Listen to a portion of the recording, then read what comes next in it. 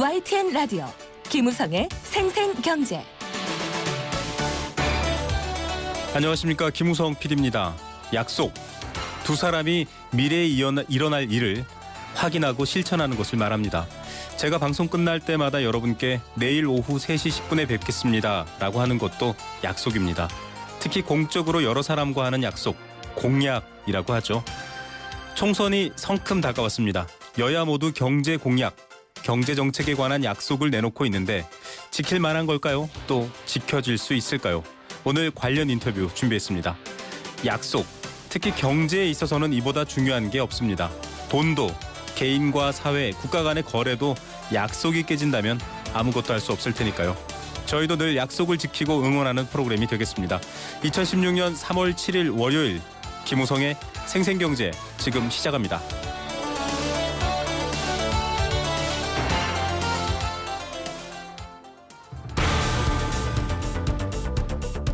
이 시각 주요 경제 뉴스 브리핑.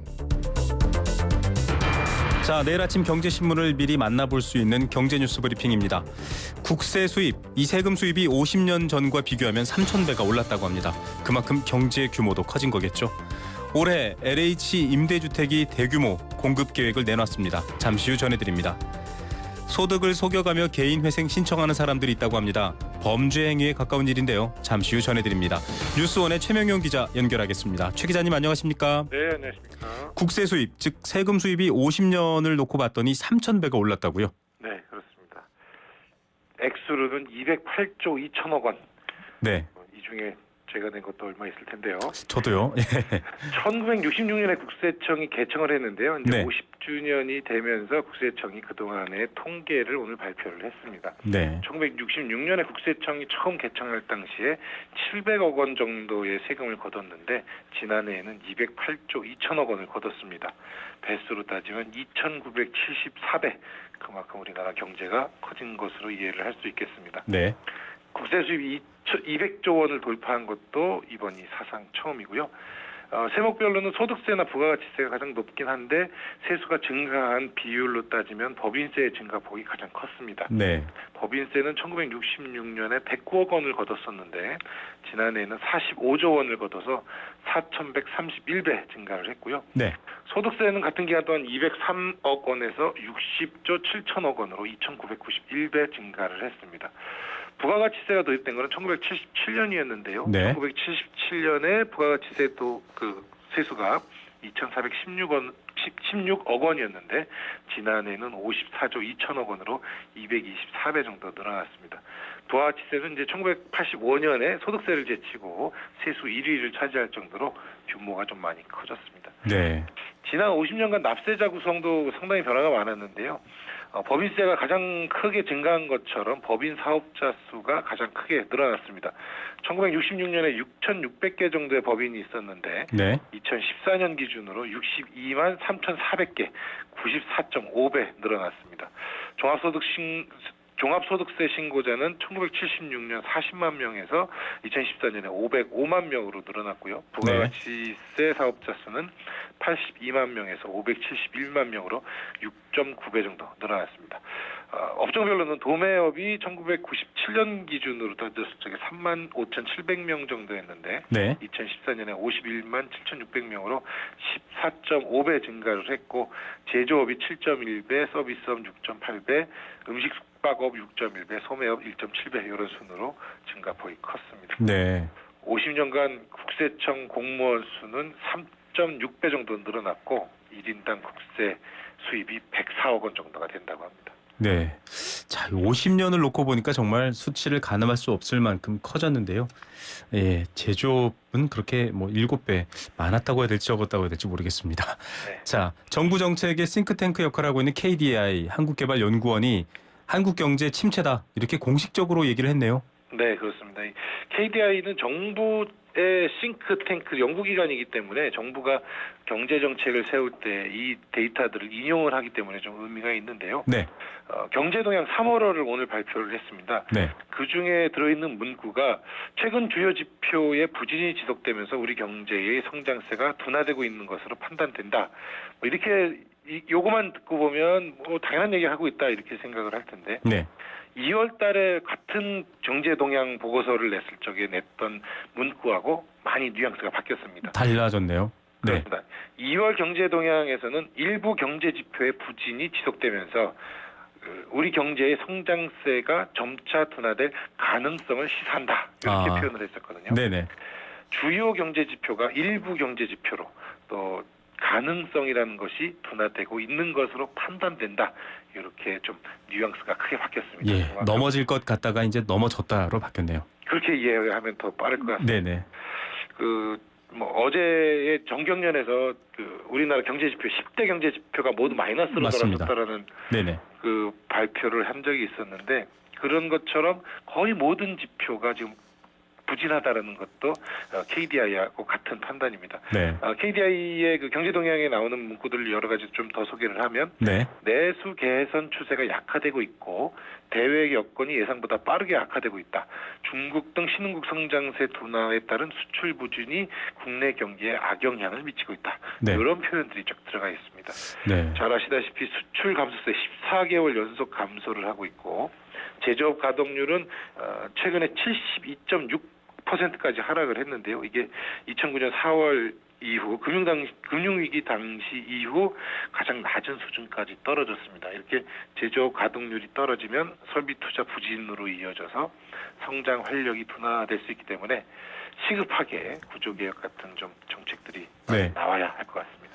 여기에 뭐 지갑까지 닫혀서 내수까지 가라앉으면 정말 걱정인데요. 좀 바늘구멍만 하더라도 희망의 구멍을 좀 찾았으면 좋겠습니다. 자, 이런 와중에 사실 전월세 난도 심화되고 있습니다. 여러 가지 재개발건도 있지만 전세값이 워낙 높기 때문인데요. 임대주택 공급 계획이 나왔네요. 한국토지주택공사 LH에서요. 네, 그렇습니다. 올해 LH공사에서 올해 임대주택 공급 계획을 확정해서 발표를 했는데요. 2013년 이후 최대 규모입니다. 네. 9만 6천 가구 정도 새로 공급을 할 예정이라고 합니다. 전월세난 해결을 하기 위한 행보인데요. 행복주택을 가장 강조를 했습니다. 올해 네. 11,268가구의 입주자를 새로 모집을 할 예정인데 서울, 가자, 인천, 주안, 대구, 신서 등 수도권에서는 6,210가구, 지방에서는 5,058가구를 공급할 예정입니다. 네. 대학생이나 신혼부부 등 젊은 층이 대상이 될 테고요. 국민임대주택은 전국 23개 지구에서 28,022가구. 이 국민임대주택은 최장 30년간 저렴한 임대료로 이렇게 주기 때문에 무주택 서민들한테 인기가 있는 아파트 예, 주택인데요. 그렇죠. 위대지구라든가 남양주 별내 이런 쪽이 좀 관심이 가는 대목이라고 합니다. 네. 10년짜리 공공임대주택은 21,340가구, 작년보다 한 2,000가구 정도 늘릴 예정이고요. 네. 다가구 주택 등을 개보수해서 저렴하게 임대하는 매입 임대주택도 6,480가구, 또 최대 8천만 원까지 전세금을 지원하는 전세 임대주택은 25,000가구 정도를 공급한다고 합니다. 예. 해당되는 소비자들이 있다면 좀 한번 이용을 해보시면 좋을 것 같고요.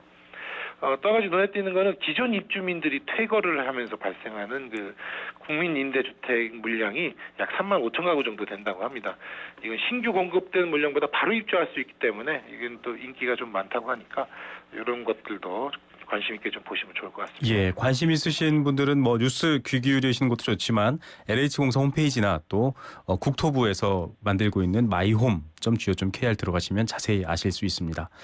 자, 개인 회생 제 빚을 지는 것 자체가 많은 분들이 좋아하진 않지만 어쩔 수 없이 지는 경우도 있는데 못 갚을 때 개인 회생 신청하지 않습니까? 네. 그런데 소득을 속여서 신청한다. 이건 또 어떤 얘기인가요? 그렇습니다. 개인 회생의 대상이 되지 않는데도 이 소득을 허위로 신고를 해서 적발이 되는 사례가 꽤 많다고 합니다. 네. 서울중앙지법 파산부가 작년 기준으로 이 개인 회생 관련 비리 의심 사례를 분석을 했는데요. 네. 전체 412건 정도가 의심 사례로 찍혔는데 그중에 허위 자료 제출 건이 176건으로 집계가 됐습니다. 이 중에 네.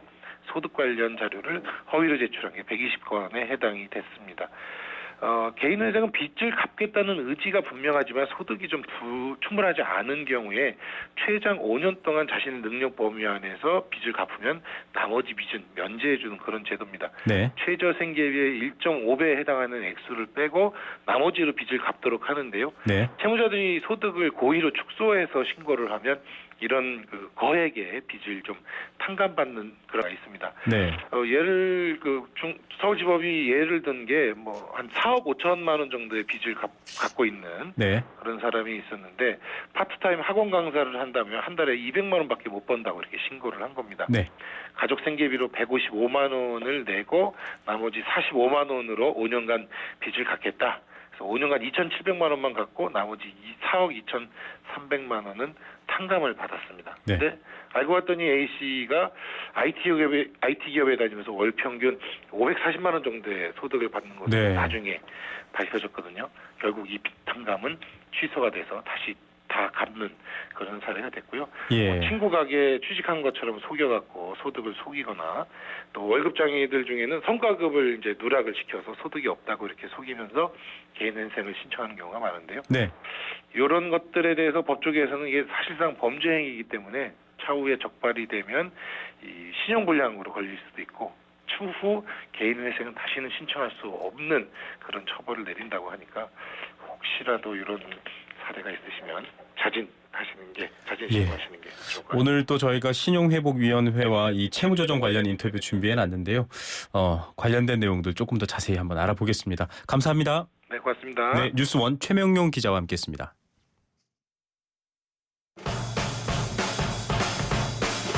가장 빠른 증시 분석. 오늘의 증시 분석. 네, 오후 3시에 마감한 따끈따끈한 증시 상황 바로 알려드리겠습니다. SK증권 명동 PIB센터 김춘석 부장 연결합니다. 김 부장님 안녕하십니까? 네, 안녕하십니까? 네, 코스피 안정세 속에서 훈풍이 분다 계속 이런 얘기가 나오고 있는데 오늘 시황 어땠습니까? 네, 뭐 날씨에 비해서는 별로 그렇게 따뜻한 것 같지는 않은데요. 네. 어찌됐든 그동안 계속 팔기만 해도 외국인들이 네, 오늘까지 7일째 매수를 들어왔습니다. 코스피 시장에서. 네, 그래서 2천억 정도 순매수를 들어왔는데 코스피 종합지수는 2.24포인트가 올랐습니다. 1958.65로 끝났고요. 코스닥 쪽은 오히려 좀 빠졌죠. 그래서 670.40 마이너스 1.63포인트로 끝났습니다. 네, 말씀드린 것처럼 거래 시장에서는 외국인들이 이제 그 매수를 들어오면서 시장을 끌어올리는 분위기가 보였는데 결국 개인과 기관이 팔면서 뭐 소폭의 상승으로 끝난 걸로 보여지고 있고요. 네. 코스닥 시장은 반대입니다. 외국인과 기관은 팔고 개인만 사는 그런 모습을 보였는데 그러다 보니까 지수가 좀 소폭 하락했다 뭐 이렇게 볼 수 있을 것 같습니다. 예, 증시 관련 뉴스 나온 것 중에 보니까 외국인과 기관이 그간의 지수 상승 또 유지를 받쳐줬는데 정작 수익률에서는 재미를 봤는데 개미 투자자들 즉 개인 투자자들은 손실을 봤다 이런 좀 대조를 보이더라고요. 그런 이유가 따로 있을까요? 글쎄요, 뭐 그건 제가 수치적으로 확인을 안 해봐가지고 딱 잘라 말씀드리기 좀 어려운 부분이 있는데 네, 항상 보면 그렇습니다. 시장을 주로 끌고 가는 세력은 사실은 외국인과 기관들입니다. 네. 그러니까 사실 개인들 같은 경우는 이제 정보라든가 여러 가지 늦을 수밖에 없는 그런 부분이 있고요. 네, 그리고 이제 이 수치 분석이라는 게 약간의 어떤 그 갭은 있을 수가 있는 부분이 뭐가 있냐면요. 주로 이제 기관 투자가나 외국인 투자가는 좀 미드텀이나 롱텀 쪽으로 이렇게 투자를 많이 하지 않습니까? 네. 쪽으로 1년 정도를 보고 투자를 하고 그러다 보니까 뭐 연초에 사가지고 뭐 연말까지 들고 간다 이런 부분이 있는 반면에 개인 투자가들은 조금 그 시간이 좀 짧죠. 그리고 아무래도 그 주기가 좀 빠른 그런 부분이 있고요.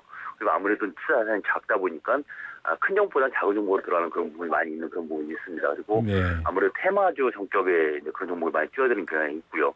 그런 것들이 어떤 그 수익률의 차이를 나타낸다 볼 수 있는 부분이 있는데 그 보통 언론에서 말하는 그런 수치가 꼭 맞지는 않다는 부분은 그런 부분 자체가 요새는 좀 나타나고 있는 그런 부분도 있습니다. 예, 특히 요새 들어가지고는 보게 되면 요 근래의 투자만 놓고 보자 보면 기관이라든가 외국인들의 수익이 좀 떨어지는 그 부분이 보이는 부분도 있고요. 네, 그러니까 요새 보게 되면 어떤 그 뭐라고 표현드릴까요? 보통 스케줄 매매라고 보통 많이 얘기하는데요. 네, 어떤 그 특정 테마, 그러니까 뭐 연초에 얘기가 됐던 뭐 제사 이동 공기 테마라든지 아니면 중국 관련 테마라든지 이런 부분들에 있어가지고는 오히려 좀 개인들이 좀 빠른 부분도 있었기 때문에 네네. 그런 수치를 좀 일괄적으로 말씀드리기 좀 어렵다 이렇게 말씀드릴 수 있을 것 같습니다. 예, 투자나 또 거래의 성향 자체도 다르고 또 개인과 또 기관의 어떤 여러 가지 투자 목적 자체 차이도 있기 때문에 좀 정확히 볼 수는 없지만 어쨌든 요즘으로 보면 뭐 외국인들 따라가면 좀 수익이 있지 않을까 이렇게 생각하시는 분들도 꽤 있어서 질문 드렸습니다. 오늘 여기까지 듣겠습니다. 감사합니다. 네. 예, SK증권 명동 PIB센터 김춘석 부장이었습니다.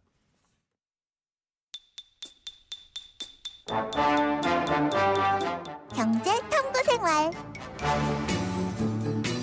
생생경제 1부는 포스코와 함께했습니다. 1부 마치면서 퀴즈도 풀고 선물도 받고 경제 상식도 높이는 경제 탐구 생활 전해드립니다. 정답 맞춰주시면 알칼리수로 건강해지는 내 몸 에이수 생수 한 박스 선물로 보내드리고요. 2016년 매주 목요일 응답하는 여행 스케치의 가로수길 콘서트입니다. 나무야 나무야 공연 티켓 선물도 일주일에 한 쌍 저희가 선정해서 드립니다. 정답 단문 50원 장문 100원의 정보 이용료가 부과되는 샵 0945 우물정 0945번 문자 이용하실 수 있고요. 스마트폰 앱 예스로도 참여하실 수 있습니다. 오늘의 퀴즈 내드립니다. 지난달 26일부터 2월 26일부터 은행 창구에서도 주 거래 계좌와 등록된 자동이체권들을 한꺼번에 바꿀 수 있는 한 번에 바꿀 수 있는 이것 3단계 서비스가 시행됐습니다. 이번에 시행된 이것 서비스는 인터넷 페이인포 사이트를 통해서만 일괄 조회 변경 가능했던 이 자동이체 관련해서 일괄 조회 변경이 가능했던 기존 서비스를 기존 은행까지 확대시킨 겁니다. 자, 시행 일주일 만에 계좌를 갈아탄 건수가 89만 건이 넘었다고 합니다. 자신에게 맞는 은행과 서비스를 택할 수 있다는 점에선 좋지만 주거래 통장을 바꿀 경우 대출금리 우대 혜택 등이 변경될 수 있기 때문에 좀 신중해야 될 필요도 있죠. 본인의 자동이체 등록 정보를 일괄 조회 또는 정보를 변경, 해지할 수 있는 통합 서비스입니다. 5글자입니다. 계좌를 어디론가 이동시킬 수 있는 제도죠. 잠시 후에 뵙겠습니다. 정답 보내주십시오.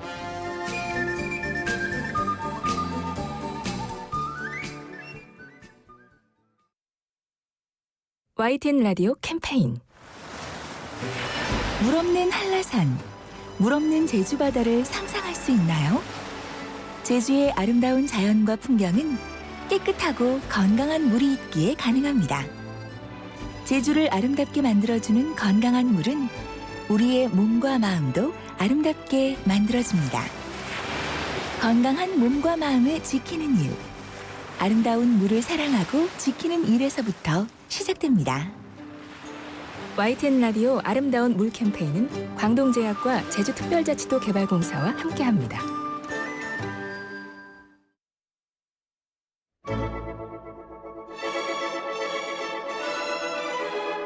삶을 위한 생생한 라디오 경제 YTN FM 김우성의 생생경제. 생생 인터뷰 이어드리겠습니다. 4.13 총선이 한 달여 앞으로 다가오면서 각 정당들 역시 공약들을 쏟아내고 있습니다. 그중에서도 지금 경제 위기죠. 경제 공약이 가장 주목받을 텐데요. 이번엔 좀 달라질 수 있을까요? 얼마 전 전문가들이 모여서 경제 공약에 대한 검증 토론회가 열리기도 했습니다. 어떤 평가가 나왔는지 이번 여야의 경제 공약 괜찮을지 한번 짚어보겠습니다. 토론회에 함께하셨던 우기훈 한국외대 교수 연결해서 이야기 나눠보겠습니다. 우 교수님 안녕하십니까? 네, 안녕하십니까. 네, 우선 여야가 드디어 경제 공약 윤곽을 드러냈는데요. 4.13 총선 주요 경제 공약 한번 보시면서 그 특징이라던가요? 뭔가 어떤 주요 내용들 짚어보신 부분들 있으십니까? 네네. 우선 저희가 리뷰한 내용은 네. 6월 말에 취합할 수 있었던 자료들에 관한 것입니다. 네. 경제 공약들의 이제 특징을 보자면 각 정당마다 민생에 큰 비중을 두고 있었던 것으로 보입니다. 네. 주로 뭐 일자리 창출이라든지 금융 부담 완화, 청년 주거 문제 해소 등 그래서 우리가 평소에 느끼고 있던 현안을 중요하게 다루고 있는 것 같습니다. 네. 뭐 이런 문제들이 표 결집력이 있다고 본 것이겠죠. 예, 아무래도 총선 경제 공약이다 보니 직접 피부에 와닿는 민생 공약이 주로 많다 이제 이렇게 말씀해 주셨고요. 네네. 이번 공약에 대해서 아무래도 지난번 토론회 때도 그렇고 여러 가지 평가들이 나왔을 텐데요. 지금 네네. 오늘 보도된 한 신문의 기사를 보면 제목이 표퓰리즘이다 이런 얘기가 나오고 있거든요. 네네. 예, 어떠셨습니까? 그래서 좀 전반적으로 한번 살펴볼 것 같으면은 네네. 앞서 말씀드린 바와 같이 민생을 중심으로 한 여러 공약들은 지금 우리가 고민하고 있는 것들을 반영하고 있다고 보여집니다. 네. 그렇지만은 앞으로 4년간 국가를 움직여 나가는 공약으로서는 그 방향성이 굉장히 약하다는 느낌을 받았습니다. 네. 그러니까 우리가 지금 직면하고 있는 글로벌 경기 침체라든지 아니면 우리나라의 성장 잠재력 약화, 그리고 그동안 유지해오던 추격 경제의 한계, 이런 데 대한 위기의식을 느낄 수가 없었다는 거죠. 네. 그래서 뭐 우리 경제가 지금 뭐 중대한 기로에 있다고 다들 이제 동의하면서도 말이죠. 맞습니다. 그 아무래도 뭐 당장 표와 연결될 수 있는 공약 개발에 힘을 쏟은 것 같고요. 그래서 네네. 그런지 실행 계획 수준들의 공약들이 많아서 대체적으로 만족스럽지 못하다 이렇게 보고 있습니다. 예, 전문가분들이 모여서 이렇게 토론회도 하고 또 각 당의 공약을 봤는데 단기적인 선거용이다 이런 비판들이 조금 나올 수밖에 없습니다. 네네 그렇습니다. 예, 예. 뭐 여야 공이 다 같은 상황인데 각 당 네. 최악의 공약들이 좀 나와 있더라고요. 새누리당 같은 경우에는 가계 금융 부담 완화 정책, 또 민주당 예. 같은 경우는 임금 분포 공시제 이런 것들이 예. 조금은 최악이라 부를 만큼 지금 경제 상황에는 좀 무관하거나 내지는 방향성이 틀렸다 이렇게 보시는 걸까요? 네네네. 그래서 우선 뭐 새누리당의 가계 금융 부담 완화 정책 이 부분은 뭐 그동안에 뭐 이 공약이 어떻게 다듬어졌는지는 모르겠습니다만은 네. 그때 봤을 때는 뭐 대출 완화 이런 것들을 뭐 골자로 한 것들이죠. 네네. 10%대 중금리 이런 얘기도 그러니까 나왔죠. 예, 맞습니다. 중저 신용자들을 대상으로 해서 10%대 중금리 대출 출시와 같은 이런 뭐 서민금융 확대 말이죠. 네네. 그런데 그때 나왔던 얘기들이 지금 가계부채 문제가 굉장히 심각하고 네. 언제 터질지도 모르는 상황에서 이 정책이 과연 맞냐 하는데 이제 의문이 컸었던 겁니다. 네네. 네. 자, 또 민주당 같은 경우는 임금 부포 공시제를 얘기했습니다. 본인의 연봉이 어느 정도 수준인지를 알 수 있게 해주자라는 취지인데. 예, 그 부분에 대해서는 뭐 의견이 좀 엇갈렸습니다. 네네. 근데 그 정책 내용이 좀 더 상세히 봐야 되겠습니다만 만약에 그게 모든 임금을 공개하는 수준이라면은 그거는 전혀 실행 가능성이 없는 정책이고요. 네네. 그렇지만 어떤 임금 가이드라인을 제시하고 해외에서 선진국들 일부에서 하고 있듯이 인덱스를 네. 지키게 한다 그러면 사실은 그거는 한 번쯤은 생각해 볼 문제죠. 예. 전체적으로 공개한다는 것 자체보다는 어느 정도 목적성이 있는 정책이어야 한다. 이런 보완책도 말씀해 주셨습니다. 예, 지금 실제로 하는 국가들이 있고요. 네. 자, 일자리 창출이라던가 말씀하신 성장을 좀 제고하는 부분에 있어서는 유턴 기업 지원 확대 공약 이런 것들도 나왔거든요. 네네. 근데 뭐 어떤 분들이 이렇게 얘기합니다. 이게 됐으면 진작에 했지 왜 아직까지 안 했냐 이런 얘기를 하시는 분들도 있고요. 오히려 한국 기업들이 힘들어질 수도 있다 이렇게도 보던데 어떻게 생각하십니까? 네, 뭐 관련 법안은 이미 그 정부 발의로 2013년도에 지원법이 나와 있습니다. 네. 나와 있는데 미국의 리쇼링 정책에서 보듯이 유통 기업을 불러들이는 것이 일자리 창출에는 뭐 중요한 정책 대상이기는 합니다만 네네. 우리나라 시장이 협소하다는 것을 감안할 때 미국과는 사정이 다르다고 봐야죠. 네네. 기업의 글로벌화가 반드시 이루어져야 하고 많은 기업들이 이미 해외에 나가 있습니다. 네. 중국만 해도 2만 개가 넘을 정도로요. 그런데 우리 기업들이 해외 진출할 때 주재국으로부터 부지 제공이나 뭐 금전적인 인센티브를 받고 나간 경우가 많습니다. 그렇죠. 네. 그리고 또 남아있는 현지 진출 기업들의 입장에서는 주재국 정부의 한국 기업에 대한 인식 변화가 상당히 염려스러운 것이죠. 네. 그래서 이런 공약은 어떤 뭐 여당의 공약으로 내세우기에는 조금 부담스럽고 조심스럽지 않냐 하는 것입니다. 네네. 그러면 이렇게 유턴 기업들이 오면 뭐 여러 가지 말씀하셨던 것처럼 이제 미국과 다른 점도 있지만 또 하나는 이게 수도권 규제를 피하기 위한 악용될 방법으로 쓰이면 어떡하느냐. 또 실질적인 제조업의 일자리 창출이 지금 불가능하지 않냐. 이런 얘기들도 있거든요. 이런 얘기들은 어떻게 오고 가셨습니까? 네, 그러니까 50만 개라는 게 본래 이제 뭐 많은 분들이 이야기했습니다만 50만 개라는 근거가 문제죠. 네네. 사실은 50만 개라는 굉장히 큰 숫자입니다. 네. 그래서 그 기업들이 얼마나 많이 유턴이 돼야 50만 개 일자리가 물론 이 50만 개는 그 파급 효과 또 다 산출한 것이긴 하겠습니다만은 그런 문제에 대해서 근거를 제시해야 된다는 거죠. 네. 정확한 근거라든지 예측 없이 조금 성급한 게 아닌가 이런 생각도 드는데요. 자, 더불어민주당이 2차 국토 균형 발전. 이 국토 균형 발전에 대해서는 뭐 더불어민주당의 나름의 역사가 있습니다만 지방표를 노린 거다. 이게 지금 여러 가지 문제점이 있지 않느냐 이런 얘기도 오고 가셨다고 하는데 어떤 내용입니까? 그러니까 뭐 이게 뭐 포퓰리즘이라고 그렇게 이제 의견을 가지신 거는 뭐 2002년 때 네. 대선 때 행정수도 이전 공약의 기억 때문인 거겠죠. 네네네. 그런데 그 내용을 보자면 지역별로 특화 산업을 선정하고 관련 민간 기업들에게는 뭐 법인세라든지 소득세 이런 어떤 세금 감면 혜택을 줘서 이전을 유도한다는 것입니다. 네. 예, 이를 위해서는 뭐 국무조정실의 국토균형차관 그리고 국토균형발전시도 지사 협의회를 신설하는 그런 내용입니다. 네. 그런데 그때 나왔던 얘기들이 과도하게 균형 발전에 드라이버를 걸 경우에 일본의 사례를 볼 것 같으면은 네네.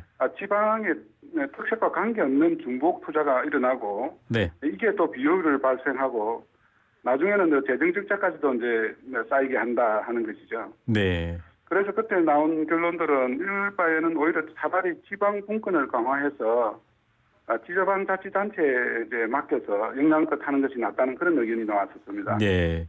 특히 이게 공공기관의 경우는 이미 시행되고 있지만 기업을 이렇게 뭐랄까요 정책적으로 지역으로 옮긴다라는 게 좀 무리수가 있지 않을까요?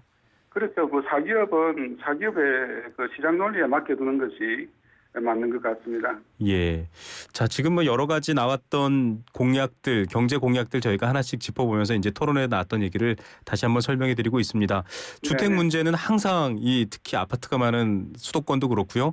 이 선거 네네. 때마다 중요한 이슈인데 지금 국민의당 같은 경우에는 공공임대주택 5만 개 제공 이런 게 나왔는데 그래서 뭐 국민연금으로 네. 공공주택 건설에 투입하는 것이 가능하다는 것이죠, 우선. 네네.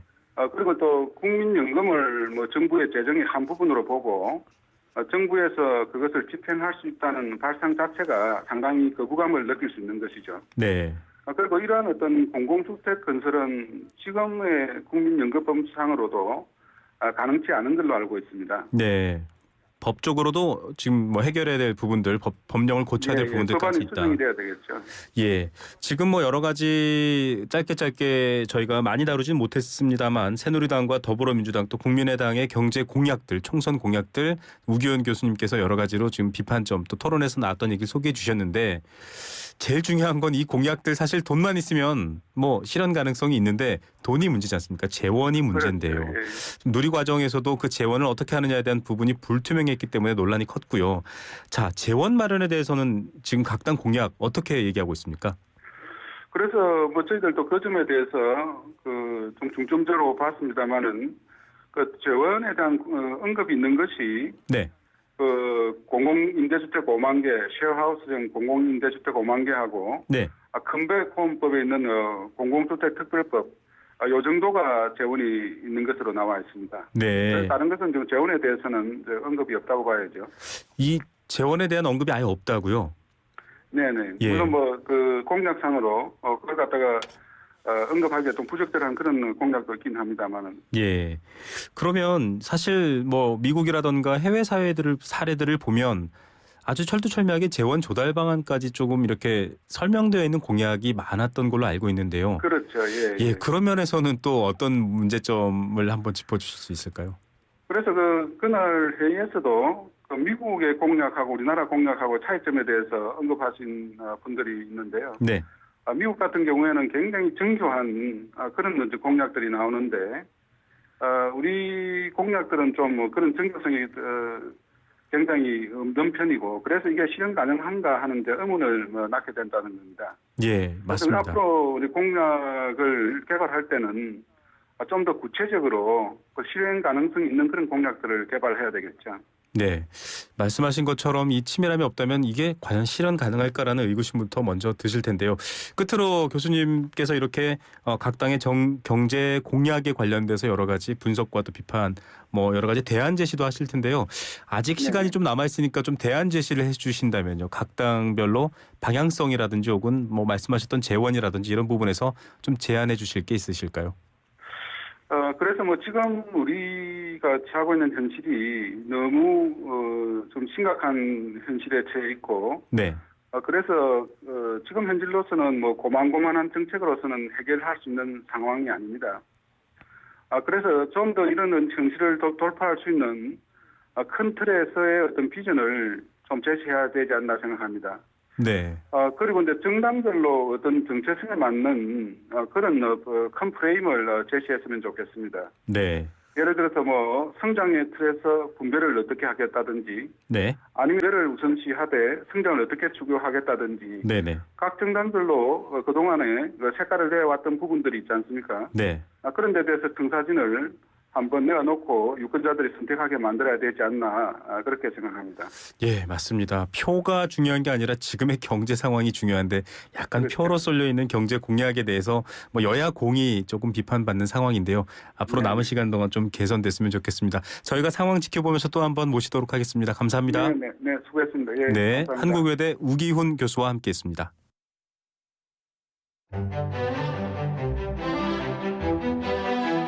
경제를 읽고 듣고 나누는 시간.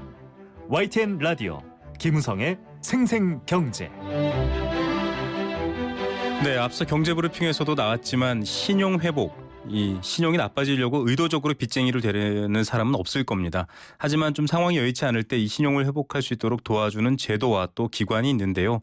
자, 관련된 내용 한번 알아보겠습니다. 신용회복위원회 민영환 제도기획부장 연결합니다. 민 부장님 안녕하십니까? 예, 안녕하십니까? 예, 신용회복위원회 많은 분들이 한 번쯤은 들어봤을 텐데요. 잘 모르실 수도 있습니다. 좀 간략히 소개 부탁드립니다. 네, 신용회복위원회는 이름 그대로 신용회복에 도움을 드리는 기관이라고 할 수가 있습니다. 네네. 우리 주위에는 감당할 수 없는 빚 때문에 힘들어하시는 분들이 많이 있습니다. 네. 이 신용카드 대금이나 대출이 연체돼서 억촉을 받고 있는 분들도 있을 텐데요. 네. 신용회복위원회에서는 이런 분들에게 먼저 이 채무 문제에 관한 상담을 해드리고, 그리고 두 번째는 개인 워크아웃이라고 해서 네. 이 채무 감면이나 상환기간 연장과 같은 채무 조정을 통해서 이 채무 문제 해결을 도와드리고 있습니다. 예. 그리고 세 번째는 신용도가 낮아서 이 제도권 금융회사를 이용하실 수 없는 분들에게 네. 이 긴급 생활 자금을 지원해드리기도 하고요. 네네. 그다음에 마지막으로 이 채무 불이행을 사전에 예방하기 위해서 신용교육이나 취업 지원과 같은 활동을 하고 있습니다. 예. 이렇게 좀 신용에 문제가 있으신 분들이 신용 불량 내지는 뭐 회생 불가능한 나락으로 떨어지지 않도록 도와주는 기관인데 지난 2일 국회에서 서민금융진흥원법이 통과가 됐습니다. 신용회복위원회가 그간엔 사단법인이었는데 활동 범위 또 법적인 부분이 좀 바뀌었다고요. 네. 방금 말씀하신 서민금융진흥원법은 이 서민금융진흥원을 설립한 다음에 네. 여러 기관의 산재에 있는 이 서민 관련 금융 지원 제도를 통합하고 정비해서 보다 효율적인 서민금융 지원 기반을 마련하고자 하는 법입니다. 네네. 근데 이 법에는 현재 이 비영리 사단법인인 저희 신용회복위원회를 네. 법정기구로 전환하고, 그리고 금융회사 간 협약에 의해 운영을 해오고 있던 이 채무조정 절차를 법제화하는 내용이 들어 있습니다. 예, 그러니까 법적으로 좀 더 강화됐다. 그래서 오늘 관련 뉴스가 많이 아침에 회자가 됐는데요. 채무조정 드디어 문턱이 낮아졌다. 뭐 이제 더 이상 뭐 어렵지 않다 이런 얘기가 나왔거든요. 어떤 내용입니까? 네, 이 채무조정이라고 하는 것은 이 채무를 정상적으로 갚을 수 없는 분들을 대상으로 네. 채무 감면이나 이자율 인하, 또 상환 유예, 분할 상환과 같은 방법으로 이 상환 조건을 바꿔서 네네. 채무자의 형편에 맞게 이 채무를 갚을 수 있도록 도와드리는 제도입니다. 네네. 소득에 비해서 채무가 너무 과중한 경우에는 네. 채권자가 독촉만 한다고 해서 이 채무자가 갚을 수 있는 것은 아니거든요. 채권자도 뭐 빚을 받을 수 있는 것도 아니고 그죠? 네, 네네. 계속 그렇게 하게 되면 결국 채무자가 파산을 할 수밖에 없고, 이렇게 되면 채권자나 채무자에게 모두 이득이 되지가 않습니다. 네. 그래서 이 채권자가 채권자로서의 권리를 일부 양보하고 채무자에게 이 성실하게 갚을 수 있는 기회를 주는 것이 채무조정이라고 할 수가 있습니다. 예, 이런 채무조정 제도도 사적인 것과 공적인 것 두 가지로 나눠져 있는 것 같더라고요. 네네. 예, 어떤 제도인지 좀 간략히 말씀해 주시죠. 예, 우리나라에서 시행되고 있는 채무조정 제도는 크게 두 가지로 나눌 수가 있는데요. 네네. 먼저 사적 조정이라고 하면 우리 신용회복위원회에서 하는 개인 워크아웃을 들 수가 있고요. 네. 그리고 공적 제도라고 하면 법원에서 하는 개인회생과 파산이 있습니다. 각각을 간단히 설명을 드리면, 개인 워크아웃은 금융회사 채무가 3개월 이상 연체된 분들을 대상으로 네. 이 채무를 조정을 해서 분할 상환할 수 있게 도와드리는 제도이고요. 네. 개인회생은 채무자가 변제 계획으로 정한 기간 동안에 채무를 갚고 네. 그 기간이 지나면은 나머지 채무를 면책시키는 제도입니다. 네. 그리고 파산은 채무자가 가진 재산을 먼저 채권자에게 나눠주고 네네. 나머지 채무는 면책시키는 제도입니다. 예. 이런 이 각각의 제도마다 신청 요건이나 이 들어가는 비용이 다르고 네. 또 채무 감면 정도가 다르고 또 네. 제도를 이용한 다음에 신용 회복에 걸리는 기간이 다 다르기 때문에 네네. 이 채무자 본인의 상황에 가장 적합한 제도를 선택할 필요가 있습니다. 예. 자, 이런 일들을 지금 여러 가지로 뭐 법원이라든가 복잡한 사례가 좀 나눠져 있었습니다.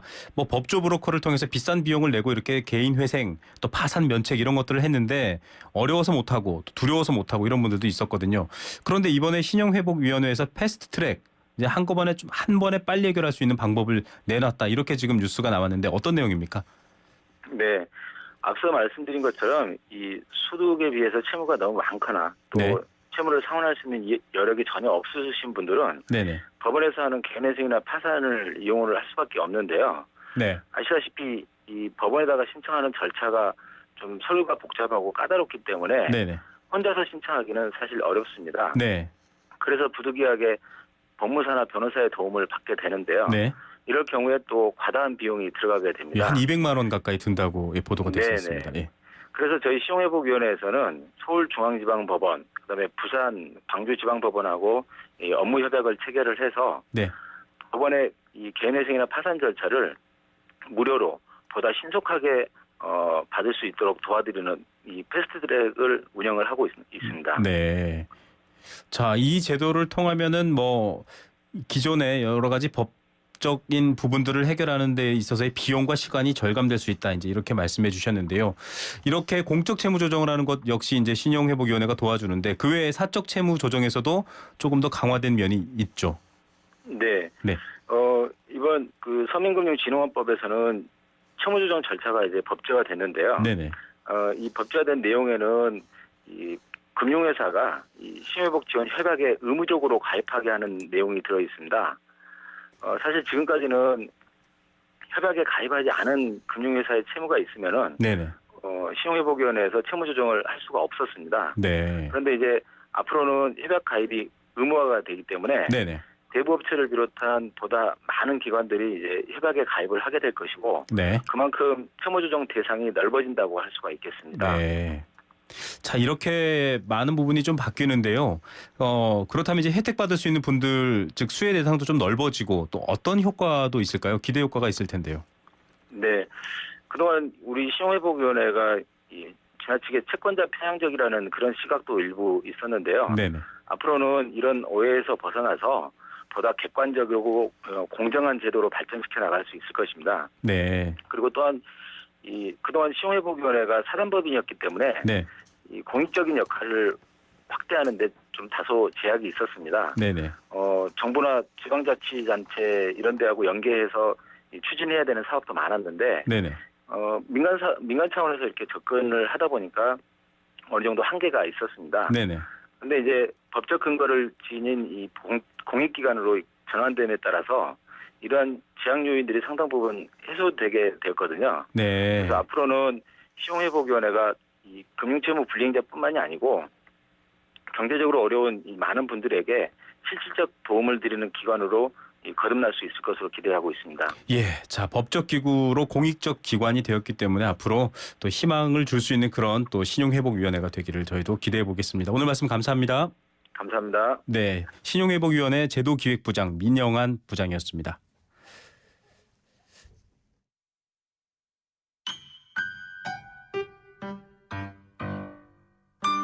행복한 살림살이 생생 장바구니. 네, 생생 장바구니 요즘 물가에 관심이 높죠. 장바구니 이어드리기 전에 속보 한마디 잠시 전해드리겠습니다. 국정원발 속보인데요. 북한의 사이버 테러 현실화 우려가 커지고 있다고 합니다. 내일 사이버 테러 유관기관 대책회의가 긴급하게 열린다라는 속보 들어왔고요. 자세한 뉴스는 정시뉴스에서 전해드릴 예정입니다. 자, 이 물가와 사이버 테러 좀 다른 얘기긴 한데 요즘 물가가 정말 테러 수준으로 높아진다라는 불만도 많습니다. 한국농수산식품유통공사의 김시아 대리 연결하겠습니다. 김 대리님 안녕하십니까? 예, 안녕하세요. 김시아입니다. 예, 연일 소비자 물가 높다고 좀 원성이 자자한데요. 이번 주 예. 물가 동향 전해주시죠. 네. 이번 주는 또 오른 품목부터 말씀드려서 죄송한데 네. 방울토마토와 무의 가격이 조금 상승했습니다. 네. 예, 방울토마토의 경우에는 출하 물량은 많지 않은 반면에 이제 많은 학교들이 개학을 하면서 급식업체 납품용 수요가 많이 증가되었거든요. 네. 그래서 가격이 조금 올랐고요. 무의 경우에는 3월 월동무 출하 면적이 전년보다는 7% 정도 감소하면서 공급 물량이 줄어서 가격이 좀 상승하는 모습을 보였습니다. 예, 수요가 늘고 공급이 줄면서 무와 방울토마토가 조금 올랐습니다. 예, 내려간 건 어떤 것들이죠? 네, 반면에 애호박, 계란 그리고 파프리카의 경우에는 가격이 내림세입니다. 네. 애호박의 경우에는 출하 지역이 점진적으로 남부지방에서 중부지방까지 확대가 되면서 공급 물량이 증가해 가격이 내림세이고요. 네. 계란의 경우에는 산란계 마리수가 전년보다 2.2% 증가한 7천여 마리로 전망됨에 따라서 공급 물량이 많아져서 가격이 좀 내림세입니다. 네. 네, 또 파프리카의 경우에는 최근 기온 상승과 또 일조량 증가로 생육이 많이 호전되어서 공급 물량은 늘겠지만요. 이 가정 내에서의 일반 수요는 많이 줄어서 가격이 내림세를 보이고 있습니다. 예, 오르는 품목, 내리는 품목 체크하셔서요. 좀 내려있는 걸로 알뜰하게 드셔도 좋을 것 같습니다. 네네. 이번 주 제철 먹거리는 어떤 거 추천해 주시겠어요? 네, 이번 주 제철 먹거리로는 냉이를 좀 추천해 드릴까 합니다. 아, 냉이 역시 예. 봄의 나물이죠. 예, 저도 많이 좋아하는데 이 네. 냉이는 3월, 4월이 제철인 채소인데요. 네. 이 쌉쌀하면서도 향긋한 맛이 잃었던 입맛도 되찾게 해주는 대표적인 봄나물이라고 할 수 있겠죠. 네. 예, 또 채소 중에서는 단백질 함량이 가장 많고요. 또 비타민 A와 C, 칼슘 등이 풍부하게 들어있어서 나른해지기 쉬운 봄철에 입맛을 되찾아주고 또 소화 촉진도 돕고 원기 회복에도 탁월한 채소입니다. 예, 제가 잘 보이려고 하는 말이 아니고요. 정말 네. 이렇게 소개해 주시는 제철 먹거리마다 이렇게 입안에 침이 고여서 방송 진행이 상당히 신경 쓰입니다. 저도 냉이 참 좋아하는데 네. 이 냉이도 좋은 냉이, 나쁜 냉이 좀 고르는 방법이 있을 것 같아요. 예, 그렇죠. 이제 좋은 냉이 고르시려면 잎의 색이 짙은 녹색인 것이 좋고요. 짙은 녹색이요. 예. 네. 그리고 뿌리는 너무 굵지 않으면서 향은 많이 진한 것을 고르시면 되겠습니다. 네. 예, 또 보관을 하실 때도요. 랩에 싸서 습기를 유지하면서 냉장 보관하셔도 좋고요. 아니면 살짝 먼저 데친 다음에 냉동 보관하셔도 좋겠습니다. 자, 냉이 대부분이 이제 냉이 무침이나 냉이 된장국 좋아하실 텐데 어떤 음식들 네. 추천해 주시겠습니까? 예, 냉이는 아시다시피 이제 국이나 찌개에 넣어서 냉이 된장국 같은 거 만들어 드셔도 맛있잖아요. 네네. 예, 또 어린 냉이를 데쳐서 나물로 매콤하게 무침해서 먹어도 정말 맛있죠. 네. 아니면 밥이나 죽에 섞어서 쌉싸름한 맛을 그대로 좀 즐기시는 방법도 있고요. 네. 이 냉이와 궁합이 맞는 음식도 좀 소개를 해드리면 네. 콩가루 냉이 된장국이라는 게 있을 것 같아요. 콩가루 냉이 된장국이요. 네. 네. 말 그대로 이 비타민과 칼슘 그리고 철분이 풍부한 냉이에다가 이 콩 단백질이 풍부한 콩가루를 묻혀서 된장국을 끓이면 영양적으로 아주 우수한 음식이 됩니다. 네, 향기로움과 고소함이 동시에 전해지고요. 네. 저 같은 경우에는 종종 라면을 끓여 먹을 때가 많이 있는데요. 아, 라면에 냉이 깨끗이 씻어서 넣으시면 색다른 그래도 맛있겠네요. 봄 냉이라면 맛을 볼 수 있습니다. 네. 자, 제철 수산물로 한번 넘어가 볼까요? 예, 3월에 제철 수산물도 선정이 됐습니다. 네. 이제 홍어와 가오리, 쭈꾸미가 선정이 됐는데요. 네. 우선 홍어는 이곳 전남 지방에서 유명한 지역 특산물이죠. 예, 이 그렇죠. 수분이 많이 많고 단백질이 풍부하면서 또 저칼로리인 생선입니다. 네. 이 홍어는 칼슘의 좋은 공급원이기도 하고요. 네. 또 칼슘과 인의 섭취 비율이 1대1에 가까워서 어린이의 뼈 성장 그리고 골다공증 예방에 이 뼈에 탁월한 효과가 있습니다. 자, 어린이의 뼈 성장에는 좋은데 어린이한테 홍어 먹자고 하면 먹지 않을 것 같습니다. 김시아 대리님은 홍어 잘 드시나요? 아니요, 저도 일단 그 냄새 때문에 좀 네. 식도입을 엄두를 못 냈고 네네. 어쩔 수 없이 한번 간 적이 있었는데 네. 홍어는 도저히 못 먹겠더라고요. 그래서 홍어 액국을 한번 먹어봤는데 네. 그냥 한번 경험해 본 걸로 만족을 했습니다. 네. 저는 어떠세요? 가리지 않고 다 잘 먹습니다. 삭히는 것도 잘 그러세요? 먹고요. 애탕도 잘 먹습니다. 네. 자, 홍어보단 좀 쉬운 주제로 넘어가야겠습니다. 가오리, 네네. 쭈꾸미가 또 인기가 있다고요? 네, 가오리는 이제 뼈가 연하고 물은 물고기를 지칭하는 연고로의 일종인데요. 네. 이 무기질 중에서도 칼슘과 철분의 함량이 높습니다. 네. 가오리의 육질에는 특이한 또 냄새가 나는데 이는 암모니아 성분 때문입니다. 네. 이 가오리에 함유된 산화 트리메탈아민이라는 요소가 사후에 부패 세균에 의해서 분해가 되어서 네. 휘발성의 암모니아로 변하는데요. 네. 이 암모니아가 코끝을 톡 쏘는 독특한 향과 맛을 내게 되는 겁니다. 네. 네, 또 주꾸미는 살이 연하고 쫄깃하면서 피로회복과 시력에 좋은 타우린을 다량 함유하고 있습니다. 또 옛날부터 봄 쭈꾸미, 가을 낙지라는 말이 있잖아요. 네네. 그래서 왜냐하면 이제 쭈꾸미가 3월에서 5월경에 알을 베는 시기이기 때문에 그때 살이 더욱 쫄깃해지면서 고소해져서 가장 맛이 뛰어나고 영양이 많은 시기이기 때문입니다. 예, 전 사실 어제 쭈꾸미를 사다가 먹었습니다. 예. 아, 드셨군요. 봄철에 좋고요. 또 아이들이 좀 먹기 어려워하면 좀 잘게 썰으셔서 이렇게 뭐랄까요? 동그랑땡처럼 네. 너겟을 만들어서 먹이면 또 잘 먹기도 하겠습니다. 자, 저도 먹는 거 요리 좋아하니까 이 시간이 항상 기다려지네요. 자, 오늘 네. 얘기는 시간 관계상 여기까지만 듣겠습니다. 네네. 감사합니다. 예, 감사합니다. 네, 한국농수산식품유통공사 김시아 대리였습니다.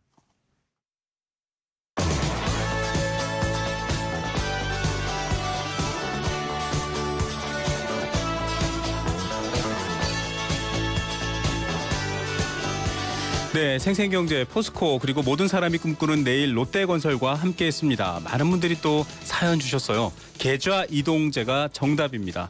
애청만 하다가 오랜만에 문자 보냅니다. 공연 꼭 보고 싶습니다. 한두 번 더 도전해 보시면 저희가 선물 챙겨드리도록 하겠습니다.